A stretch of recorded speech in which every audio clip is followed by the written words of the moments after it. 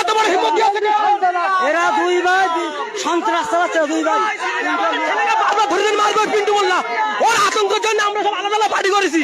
আজকে ও বিজেপি এরকম লোক রাখে না, আমরা বিজেপি করবো। জয় শ্রীরাম, জয় শ্রীরাম।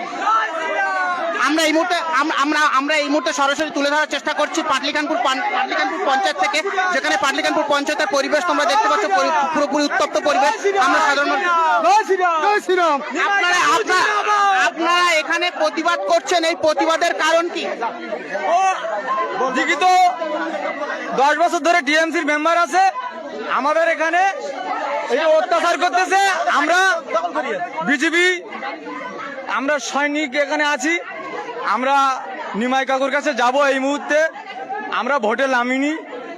এখানে আমাদের পিন্টু মোল্লা এখানে অত্যাচার ছড়ায়, আমাদের নির্মূলভাবে আমাদের প্রত্যেকটা কর্মীকে মারা হয়। বাজার খোলায় উঠলে